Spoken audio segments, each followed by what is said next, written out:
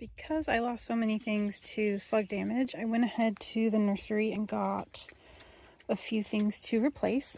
So I do have two purple basils. These are red Reuben. They're not the opal basil that was a purple basil I had planted. I'm still going to start some of my own basil again, but I want to have some larger established plants to go in the garden. I'm going to be here to keep an eye on them for a while, so hopefully they can really take off before I have to leave again. And then I also have 6 sweet basil. So I'll be starting opal basil, Genovese basil. I think I have one other type still here that I can start some seeds. So I'll still be starting those again. I also got a few more mints. So this is a pineapple mint, this one's a lemon mint, and this is a pear mint. And I also have a larger apple mint. So this is the apple mint that I bought and the apple mint that I'm growing. So you can see this one is taken off quite a bit more than the ones I have planted so far. So I'm going to add that in too. Those will naturalize also, like that'll come back. So I'm not sure if it comes back because it's perennial or if it's because it reseeds itself. But anyway, that will keep growing and do well in that pot every year.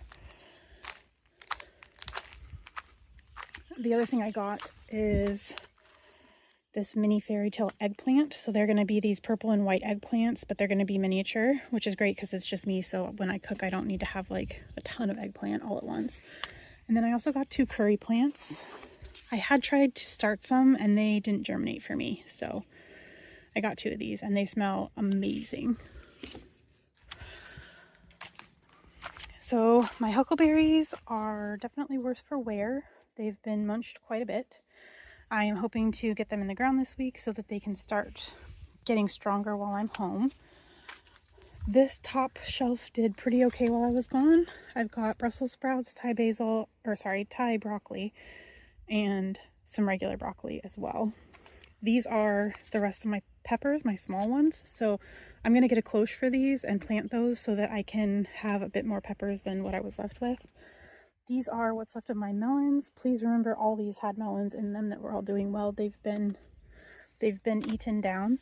But I still have 1, 2, 3, 4 honeydews and 1, 2, if this one makes it, 3 Tigger melons. I also have watermelon seeds, which I'll be direct sowing. And then down here I have more broccoli and Brussels sprouts, which will probably be fine. They look like they've done okay while I've been gone. I mean, they've definitely, some of them have been chewed up, but there's still quite a few left. So I'm gonna keep letting those grow, and then hopefully those will be nicely established by the time I have to leave again. But this is what we're working with right now. I do have soil to go in this bed. So I'm gonna put a little bit more of the brush and stuff from over there to fill the bottom of this, and then I'm going to fill it with nice topsoil. And then this is where my melons are going to go. I'm also going to restart some squash in this bed and some squash in that bed, as well as cucumbers. So let's keep our fingers crossed that I can reclaim everything that was eaten by the slugs. My melon bed is all filled. So on the docket for this evening, once the sun goes a little bit more away, I'm going to go ahead and plant my, let's see, I've got melons to plant in here. I've got honeydew melons, I've got Tigger melons, and I have seeds for watermelons. I'm also going to restart, that's going to be in like half the bed, the melons. The other half of the bed, I'm going to do some squash around that edge, and then in the middle is going to be where I have my sweet potato slips. They've been growing inside. I left them during my work trip just to get bigger. They're looking great. I've got 2 different varieties and I'm really excited to get them in the ground. This will be the basic layout for the melon bed. So there are honeydews here. I need to get a few more marigolds because there will be 3 marigolds here, then watermelons, then honeydew melons, 3 marigolds. These are Japanese purple sweet potatoes. I'll do another row of marigolds. These are white sweet potatoes. Then I've got my 2 ground cherries, and then I'm gonna do cucumbers and loofah in here. And actually I'll probably do cucumbers over here, and loofah over there. I may change that around a little bit, but basically those are the other things that'll be in the bed that aren't represented by anything right now.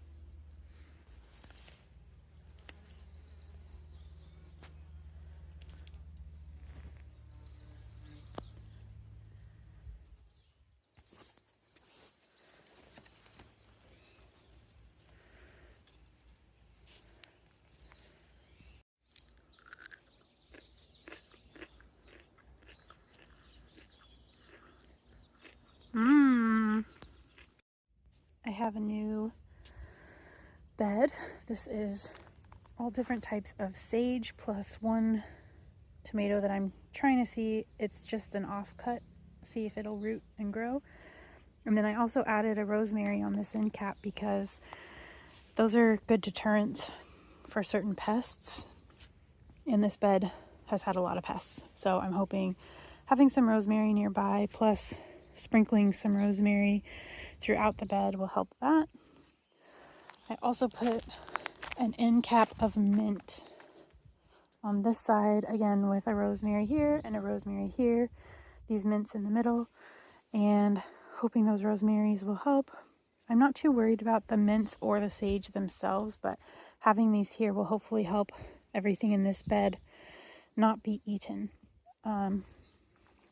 This is the melon and sweet potato bed. There are also going to be squash and cucumbers in here, so it is looking empty right now, but hopefully the watermelons will germinate here, and then once these turn into vines for all those melons, it's really going to fill up fast.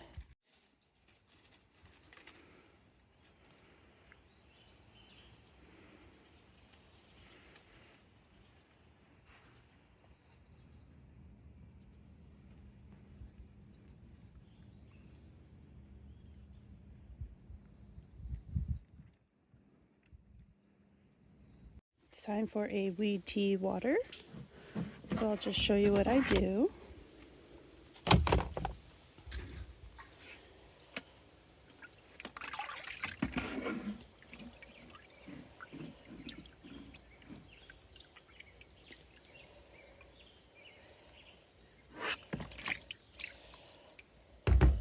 That's what it's going to look like when it's done. Yet again, it's going to smell terrible. And that's how you know it's correct.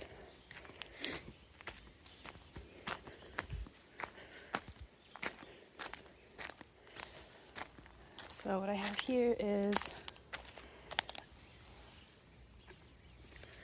just normal water in my watering can. So I'm just going to pour a bit of this in so that it's mixed in as well. You don't want to pour that straight on. It's too concentrated and it could hurt your plants.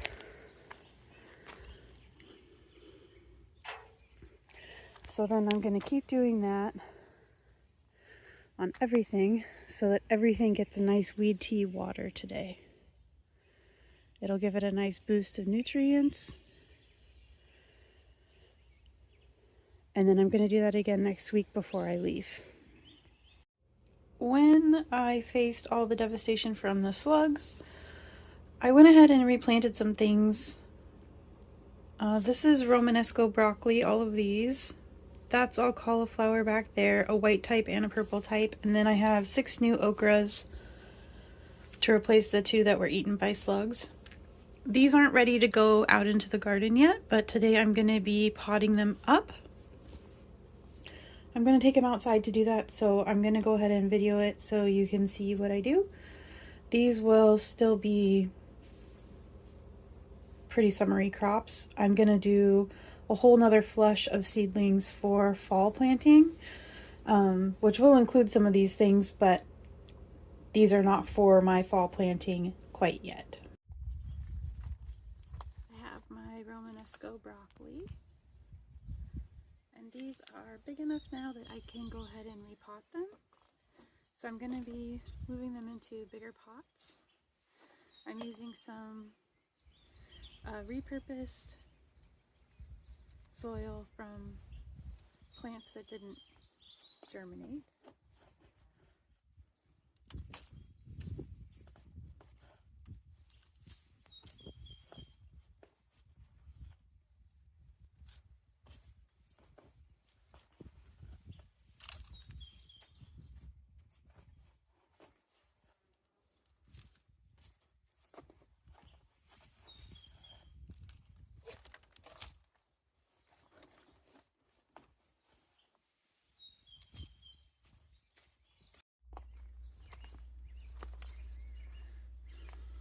Since all of this dirt is repurposed, it's very dried out. So I'm also going to go ahead and wet down all the soil. And this is a mix between potting soil and compost.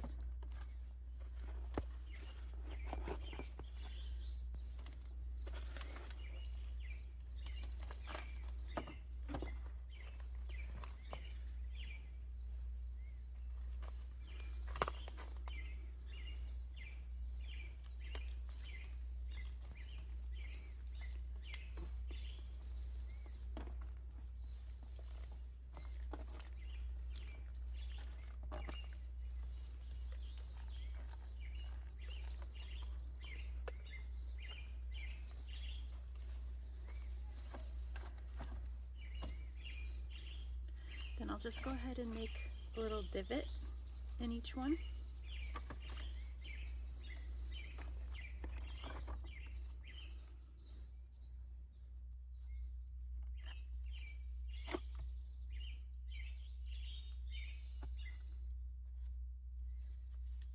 And then I just start taking out my little seedlings.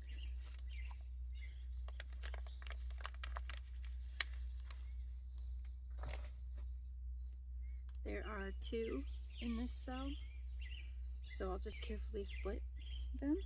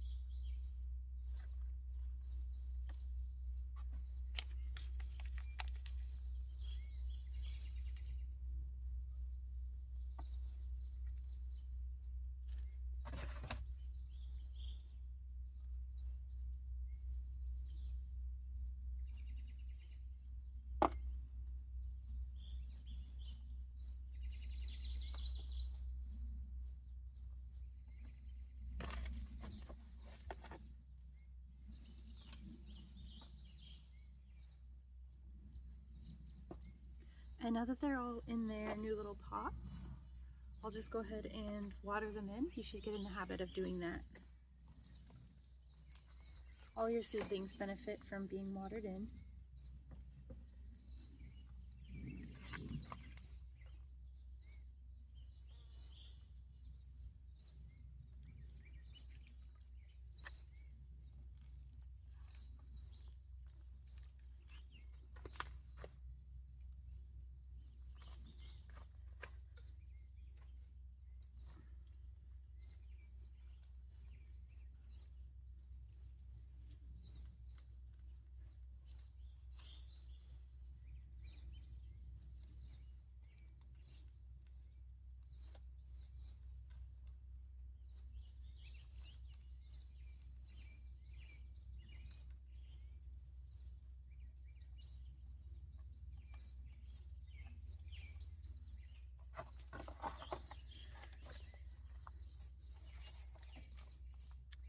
got a couple more to do, so I'm going to go ahead and get these done, and I'll see you later.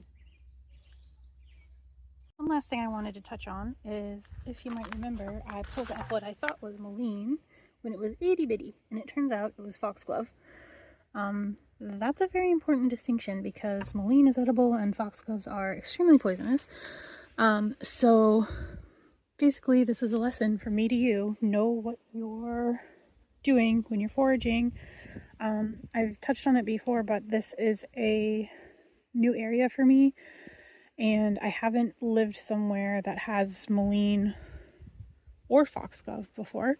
So distinguishing those two, because they both have these soft leaves, but their leaf shape is actually quite different, although this looks a bit like mullein when it's smaller and its leaves are rounder, and then as it grows it gets these pointier leaves.